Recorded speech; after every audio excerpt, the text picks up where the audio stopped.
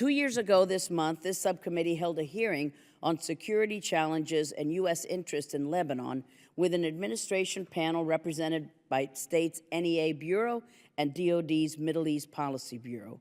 I opened that hearing by stating that Lebanon is a country that is seemingly perpetually in a state of conflict or on the verge of breaking out into a conflict at any moment.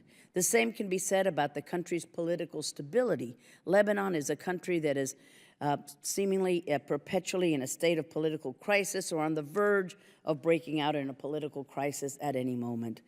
We're now 2 years deeper into the political deadlock that has gripped Beirut. The presidency has remained unfilled for nearly 2 years, while long overdue legislative elections have been pushed even further back to 2017 at the very earliest. The more things change, the more they stay the same in Lebanon.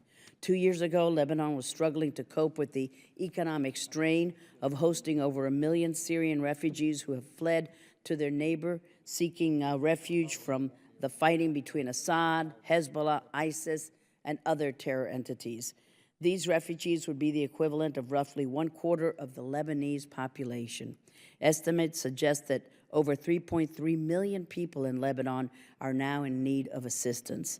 As has been the case throughout the region in response to the Syrian humanitarian crisis, the U.S. has stepped up and to date has provided over $1.1 billion in humanitarian assistance for Lebanon to help it cope with the strain of its refugee influx.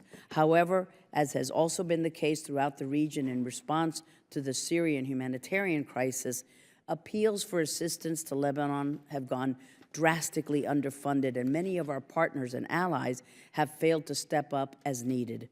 The American people are generous. They understand there is a real need to support some of these nations struggling to cope with this large influx of refugees, but their generosity and understanding is not unlimited. The administration must do more to press other responsible nations to increase their contributions so that we don't bear the full brunt of the cost. 2 years ago, Lebanon's stability was a great concern for the United States. Hezbollah was fighting alongside Assad in Syria, and the Syrian conflict threatened to spill over into Lebanon.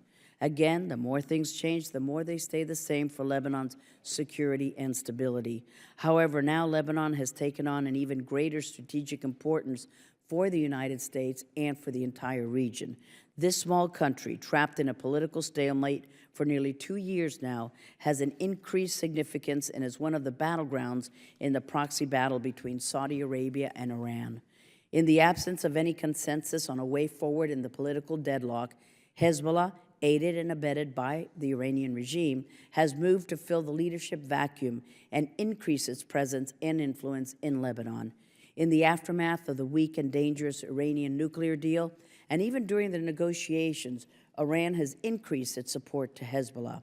Indeed, key to Iran's strategic objectives in supporting Assad in Syria was maintaining the supply route from Damascus to Lebanon, which they have successfully managed, and reports even suggest that they may have accelerated the transfer of weapons, including strategic weapon systems, to Hezbollah through Syria.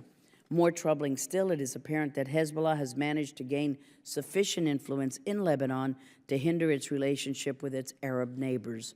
In fact, in February of this year, the Lebanese justice minister resigned, explicitly citing Hezbollah's undue influence and the harm it was causing to Lebanon's relationships. That same month, Saudi Arabia led the Gulf Cooperation Council nations to designate Hezbollah as a terrorist organization, with the Arab League shortly following suit. The Saudis, taking aim at Hezbollah and Iran again, also announced they were halting $3 billion in military assistance to Lebanon. No doubt the Saudis recognize that it is not just in the political sphere that Iran and Hezbollah have gained undue influence. Hezbollah has increased its presence within and partnership with the Lebanese armed forces. This synergy between the Lebanese armed forces and Hezbollah should really call into question, then, the administration's continued support for the LAF and the president's budget request that doubles the foreign military financing assistance we provide to Lebanon. It is also worrisome that the commander of the Lebanese armed forces is now currently in Moscow and will meet with Russian military officials to discuss coordination on anti-terror operations. A senior Russian official was quoted as saying that Moscow and Beirut are true partners in combating terrorism worldwide. This is on the heels of the Czech Republic recently releasing, after refusing an extradition request by the U.S., 2 members of Hezbollah wanted in America on charges of planning to murder U.S. government officials and drugs and arms trafficking. At least one of these individuals is known to have had close ties to a notorious Russian arms dealer and is Russia's link to Hezbollah.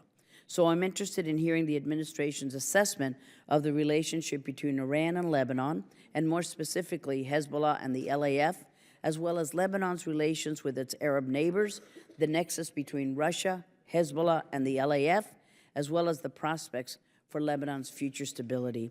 I'd also like to hear how the administration's policy toward Lebanon fits in the larger picture with the fight against ISIS and the conflict in Syria, the Syrian humanitarian crisis, and how we plan on ensuring that the spillover from Lebanon does not threaten our friend and ally, the democratic Jewish state of Israel. And with that, I'm pleased to yield to the ranking member, my friend Ted Deutsch. Thank you.